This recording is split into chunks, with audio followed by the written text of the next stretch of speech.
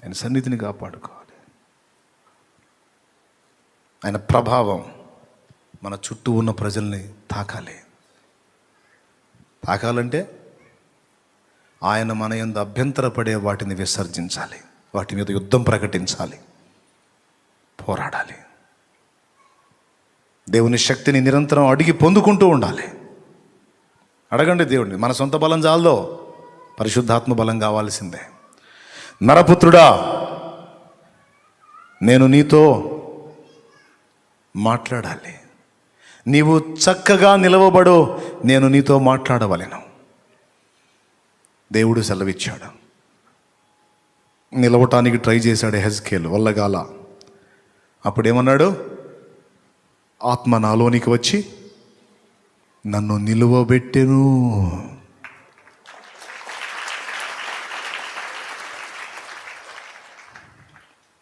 గమనించండి, అపవిత్రతను విసర్జించినటువంటి ఈ నలుగురు, ముగింపు, అపవిత్రతను విసర్జించిన ఈ నలుగురు వంటి వారు ఇంకా ఎవ్వరూ కనపడలేదంట నెబుకద్నెజరుకి. అది కదా మూలవాక్యం.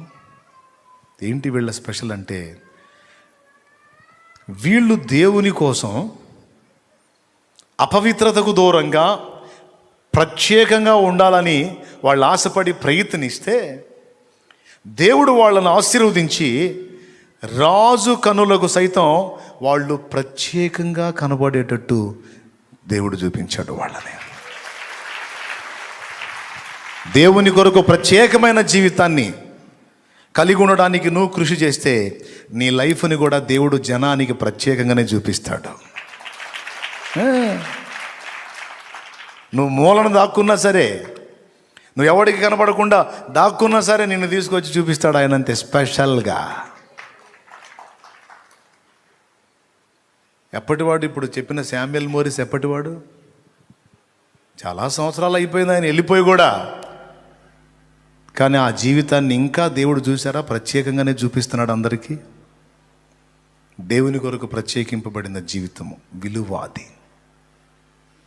నేను చెప్తున్నా, 1000 మందిలో ఉన్నా సరే నువ్వు స్పెషల్గానే కనపడేటట్టు చేస్తాడు ఆయన. ఎందుకంటే నువ్వు అలా ఆశించావు కదా దేవుని కోసం. నేను దేవుని కొరకు ప్రత్యేకంగా ఉండాలి, వారి వలె ఉండకూడదు, ప్రత్యేకంగా ఉండాలి. వాళ్ళు అలా ఉన్నారని తృణీకరించడం కాదు, కనీసం నేనన్నా జాగ్రత్తగా ఉండి నా దేవుని కార్యాలు జరిగినట్లు నేనన్నా ఆయనకు ఒక నివాసంగా నిలబడాలి అని ఏ హృదయం ఆశిస్తుందో ఆ హృదయాన్ని దేవుడు ఈరోజు దర్శించబోతున్నాడు. నేను చెప్తున్నా, దేవుని సన్నిధి తనతో ఉన్న యోసేపు అనే ఒకడిని యాకోబు కలిగి ఉన్నందుననే కరువు కాలమందు యాకోబు కుటుంబం బతికిపోయింది. లేకపోతే కనాన్లో చచ్చి ఉండేవాళ్ళు. ఎవరి వల్ల బతికారో తెలుసా? దేవుని సన్నిధిని తన యందు కలిగి ఉన్న, తనతో కూడా కలిగి ఉన్న యోసేపును బట్టి బతికారు మొత్తం. అంటే ఏంటో తెలుసా? దేవుని సన్నిధి తన యొద్ద కలిగి ఉన్న వ్యక్తి ఎక్కడ ఉంటే అక్కడ సమృద్ధి ఉంటుంది. సమృద్ధి, ఇక దరిద్రత ఉండదు. ఒకవేళ దరిద్రతలా కనపడ్డా కూడా దేవుని సన్నిధి తన యొద్ద కలిగి ఉన్నటువంటి భక్తుడు అక్కడికి వస్తే ఆ దరిద్రత కూడా సమృద్ధిగా మారిపోతుంది. ఏలియాకి ఏం లేవు, కానీ ఏలియా అడుగుపెట్టాడు సారెపతు విధవరాలు ఇంట. తరిగిపోని దీవెన, అయిపోని ఆశీర్వాదం. ఎలీషాకి ఏం లేవు, ఆస్తులోనే నయమాన్ ఇవ్వబోయినా తీసుకోవాలా, కానీ ఎలీషా ఎక్కడుంటే అక్కడ సమృద్ధి. మోషే ఎక్కడుంటే అక్కడ సమృద్ధి. యేసయ్య ఎక్కడుంటే అక్కడ సమృద్ధి. గంపల గంపలు మిగలాల్సిందే, కరువు ఉండదో. స్తోత్రం. 5 రొట్టెలు 2 చేపలు, మిగిలింది 12 గంపలు. ఏంది అది? యోసేపు ఎక్కడుంటే అక్కడ సమృద్ధి. ఐగుప్తు దేశం మొత్తానికి అన్నం పెట్టాడా? కనాను వాళ్ళకి అన్నం పెట్టాడా? కుటుంబానికి అన్నం పెట్టాడా? చూడండి, దేవుని సన్నిధి తన యొద్ద కలిగి ఉన్నవాడు ఎవరితో మాట్లాడతాడో వాళ్ళ హృదయాల్లో పరివర్తన. దేవుని సన్నిధి తన యొద్ద కలిగి ఉన్నవాడు ఎవరిని స్పర్శిస్తాడో వాళ్ళలో కార్యం. ఏ ఇంట అడుగు పెడతాడో ఆ ఇంట సమాధానం. నువ్వు ఎలా ఉండాలనుకుంటున్నావు నీ ఇష్టం. అయిపోయింది. నిన్ను ఒక ప్రత్యేకమైన వ్యక్తిగానే దేవుడు చూపాలని ఆశపడతా ఉన్నాడు. నిన్ను ఒక ప్రత్యేకింపబడిన పాత్రగానే చూపాలని, వాడుకోవాలని దేవుడు ఎదురు చూస్తూ ఉన్నాడు. ఇక నీ మైండ్, నీ ఆలోచన, నీ ఆసక్తి, శుభ్రంగా కూర్చొని నిద్రపోతున్నావు, చెప్పే వింటున్నావు, గురక పెడుతున్నావు గుర్రుమని, లేకపోతే సీరియస్గా మైండ్లో తీసుకుంటున్నావు. చూసుకో ఒకసారి. ఆ దూరాన ఉన్నోళ్ళు, దగ్గర వాళ్ళు అందరు చూడండి. మీ మనసులను ఒకసారి పరిశీలించుకోండి. ముగిస్తున్నా. రండి మోకాళ్ళ మీదకి. అపవిత్రమైన వాటి మధ్య నుండి తొలగిపోండి. ఒకవేళ ఇంతవరకు తొట్టుపాట్లు, పొరపాట్లు జరిగి ఉంటే క్షమాపణ కోరుకోండి. పాపమును అసహించుకొని, అపవిత్రతను ఈసడించుకొని పరిశుద్ధ జీవితాన్ని ఆశపడుతున్నావు. దేవుడు దాన్ని కూడా విజయం లెక్కలోనే వేశాడు. స్తోత్రం, హల్లెలూయా. నిన్ను బట్టి నీ ఇంటిని దేవుడు దీవించగోరుతాడు. నిన్ను బట్టి నీ సమాజాన్ని దేవుడు దీవించగోరుతాడు. నిన్ను బట్టి నీ బంధు జనావళిని దీవించగోరుతాడు. నిన్ను బట్టి నీవు నడుచు సంఘమును దీవించగోరుతాడు. నిన్ను బట్టి నీవు ఉన్న ఊరిని దీవించగోరుతాడు, రక్షించగోరుతాడు. శాపానికి నిలయంగా ఉంటావా, ఆశీర్వాదానికి నిలయంగా ఉంటావా? దేవుని సన్నిధిని తన యొద్ద కలిగి ఉన్నాడో, తన యందు కలిగి ఉన్నాడో యోసేపు. ఫలితంగా ఏం జరిగిందో మీకు తెలుసు. శ్రమలన్నీ ఆశీర్వాదాలుగా మార్చబడ్డాయి. అనేకుల్ని బ్రతికించేవాడుగా తయారయ్యాడు. కుటుంబ ఆశీర్వాదానికి కారణమయ్యాడు. తను అడుగుపెట్టిన ఇంటి, పోతీఫెరో అనేవాడి ఇంటికి ఆశీర్వాదానికి యోసేపు కారకుడయ్యాడు. అందుకే చెప్తున్నా, నువ్వు ఎక్కడ అడుగు పెడితే అక్కడ నిన్ను బట్టి ఆ ప్రాంతమును నా దేవుడు దీవిస్తాడు. మీరు నమ్ముతారో లేదో, కొన్ని గ్రామాలకి సేవకులు పరిచర్యకి పోయినప్పుడు, పోయేటప్పుడు దారులు కూడా చండాలంగా ఉండే. దైవజనులు ఆ మార్గంలో తిరగటం మొదలుపెట్టిన తర్వాత చక్కని తారు రోడ్లు వేయబడ్డాయి. ఆశ్చర్యం. వారు సంచరించు స్థలమెల్లా ఆశీర్వాదకరంగా మార్చేస్తాడు ఆయన. వారు అడుగుపెట్టు ప్రాంతము, వారు అడుగుపెట్టు ఊరు, వారు అడుగుపెట్టు గ్రామము, వారు అడుగుపెట్టు కుటుంబము మారిపోతుంది. దాని రూపురేఖలే, వారి చేతి స్పర్శ, స్వస్థత ప్రజలు పొందడానికి హేతు అవుతుంది. ఈరోజు మనం ఒప్పుకుందాం, ఎన్నో అపవిత్రతలు మన వల్ల జరిగాయి. దేవుని కొరకు ప్రత్యేకంగా ఉండాలని నిర్ణయించుకున్నటువంటి ఆ నలుగురిని దేవుడు ప్రత్యేకంగానే ఘనపరిచాడు. ఇలాంటి వాళ్ళు ఇంకెవరు లేరురా రాజా అన్నట్టుగా రాజుకు చూపించాడు.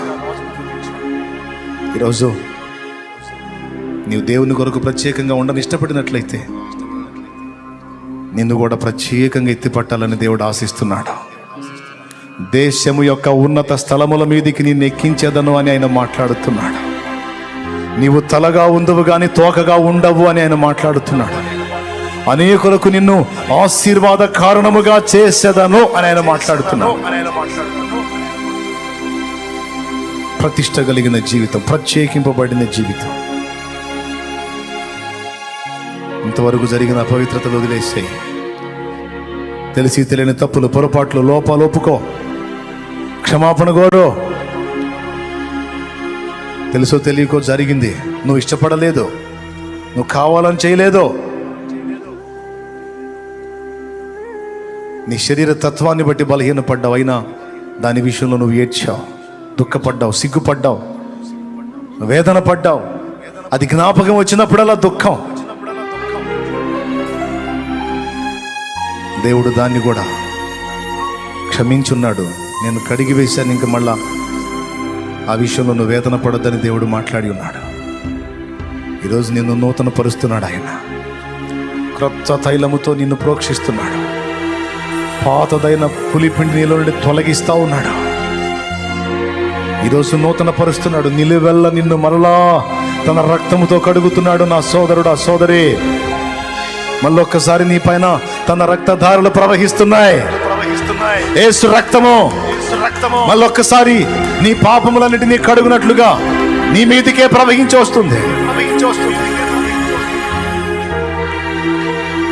శత్రువు మీద యుద్ధం ప్రకటించు, పాపం మీద యుద్ధం ప్రకటించు, శాపగ్రస్తమైన క్రియల మీద యుద్ధం ప్రకటించు, అపవిత్ర కార్యకలాపాల మీద యుద్ధం ప్రకటించు.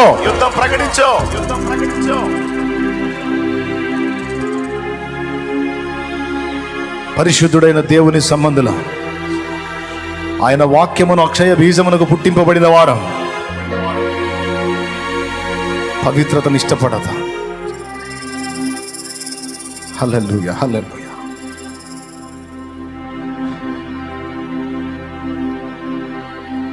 ఆ తీర్మానం నీలోనికి రావాలి. కనీసం ఇది మొదలుకొనైనా నీ వంతు పోరాటం నువ్వు చేయాలి. పాపానికి దూరంగా పారిపోవటానికి నీ వంతు ప్రయత్నం, నీ వంతు కృషి నువ్వు చేయాలి.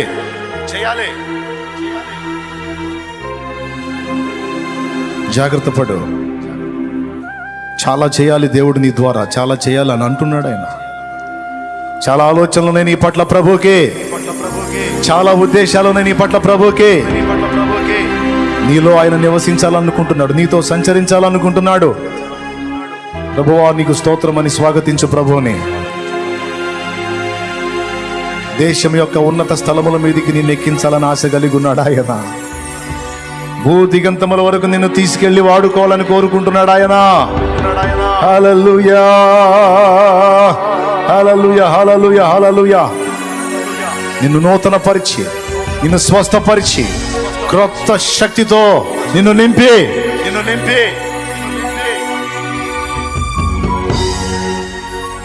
గొప్ప పాత్రగా చేయగోరుతాడు ఆయన. ఇది మొదలు తీర్మానం చేయి. వదిలేసే ఆ పాత పాపిష్టి బ్రతుకు వదిలే, ఆ ఊరికనే బలహీనపడే మనసు వదిలే. దీక్షభూను పట్టుదల కలిగి ఉండ. ఆ నలుగురు ఎలాగైతే తీర్మానించుకున్నారో మనం అపవిత్రతలోకి వెళ్ళకూడదు. మనం కలిసి ఉందాం, ఐక్యంగా ఉందాం, ప్రార్థిద్దాం, ప్రభు కొరకు ఉందాం, అపవిత్రతను అంటకుండా కాపాడబడదాం. మనం ఒకరినొకరు బలపరుచుకుందాం, ప్రోత్సహించుకుందాం. దేవుని కొరకు, దేవుని పని కొరకు, దేవుని కార్యాల కొరకు మనం ఒకరినొకరం రేపుకుందాం.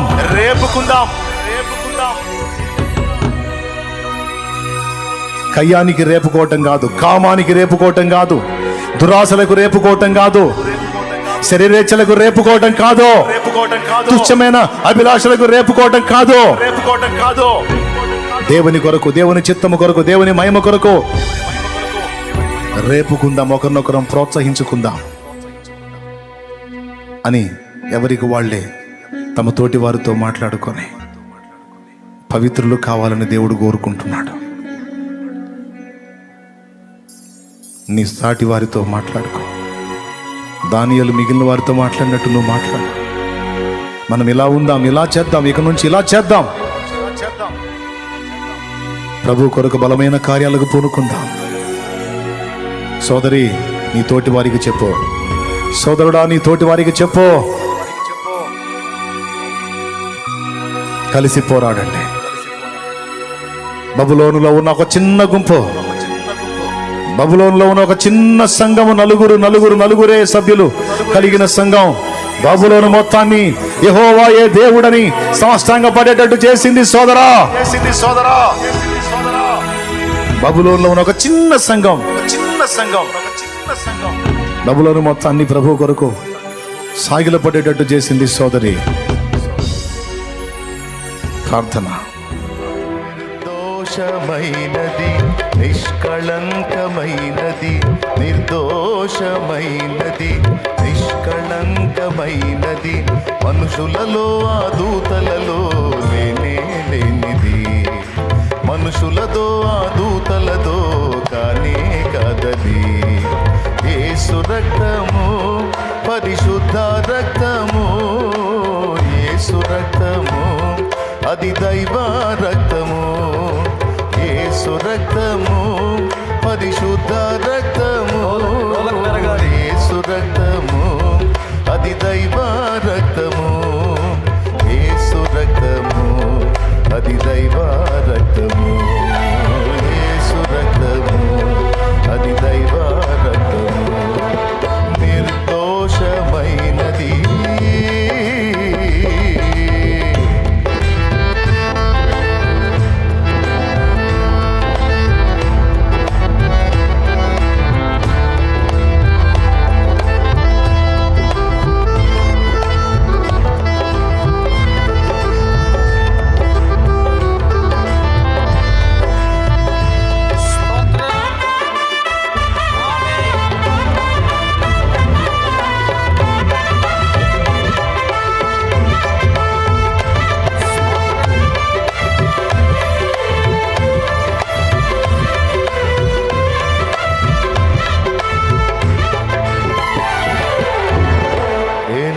నీ రక్తమైన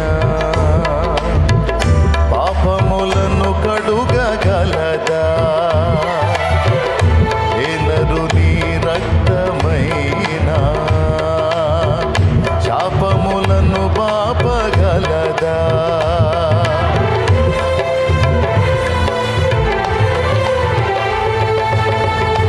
ఏనరు నీ రక్తమైన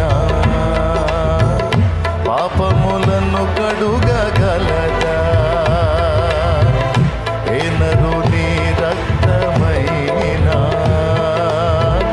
శాపములను పాపగలదా పాపాలనే కడిగి శాపాలనే బాపి పాపాలనే కడిగి శాపాలనే బాపి పాపాలనే కడిగి శాపాలనే బాపి పాపాలనే కడిగి శాపాలనే బాపి పరిశుద్ధ పరచును నా యేసు రక్తము పరిశుద్ధ పరచును నా యేసు రక్తము యేసు రక్తము పరిశుద్ధ రక్తము యేసు రక్తము అది దైవ రక్తము యేసు రక్తము పరిశుద్ధ రక్తము యేసు రక్తము అది దైవ రక్తము యేసు రక్తము అది దైవ రక్తము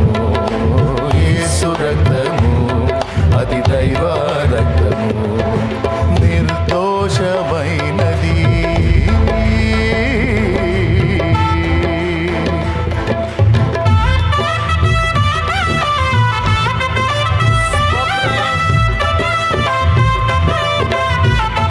మన రోగములను స్వస్థపరచగలిగిన రక్తం, దయ్యములను వెళ్ళగొట్టగలిగిన రక్తం యేసు రక్తం. స్తోత్రం.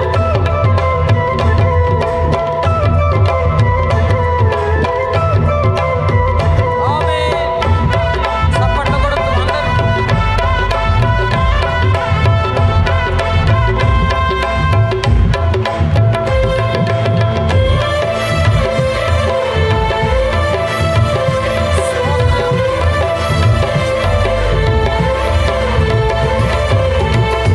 ఏనరు నీ రక్తమైన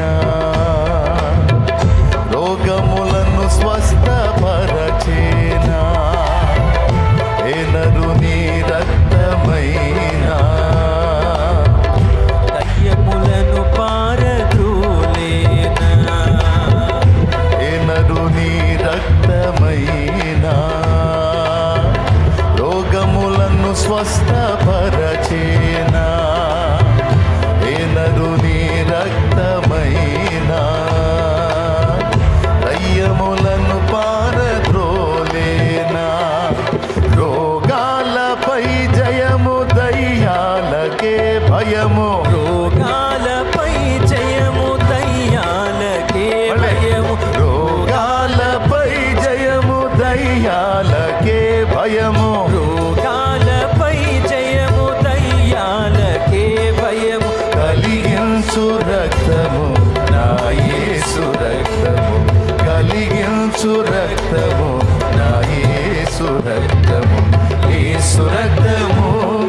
పరిశుద్ధ రక్తము, యేసు రక్తము, అది దైవ రక్తము. యేసు రక్తము, పరిశుద్ధ రక్తము, యేసు రక్తము, అది దైవ రక్తము. యేసు రక్తము, అది దైవ రక్తము.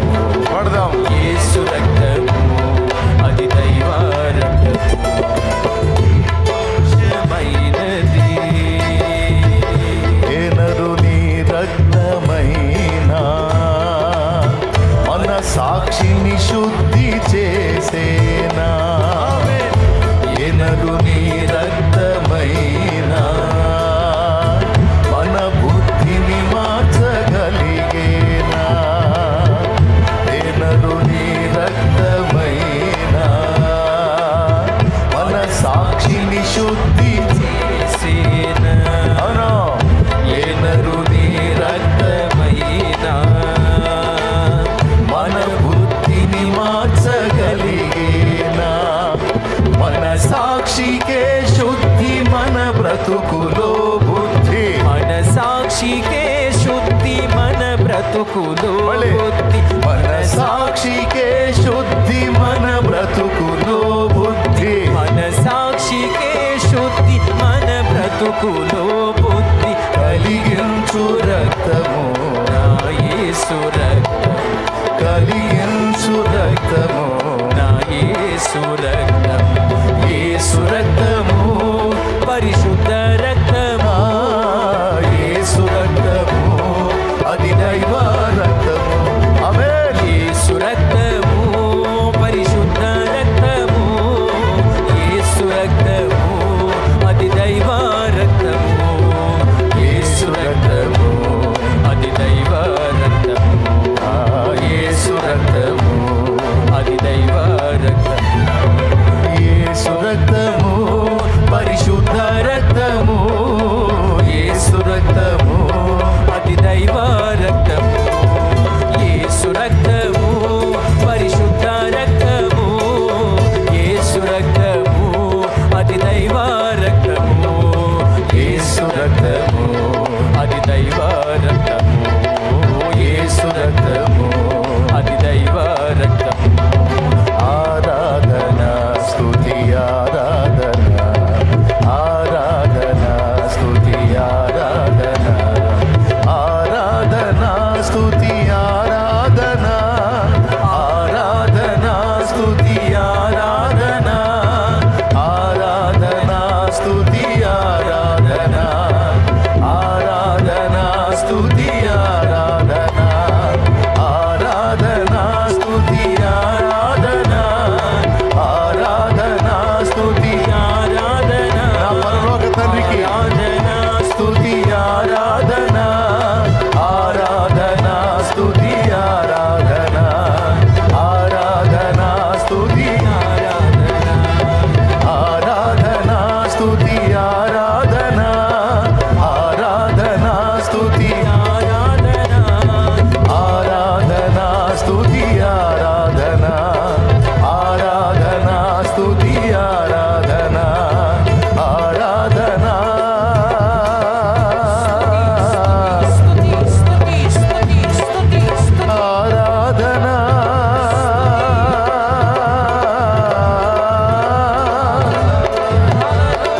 ఆరాధన,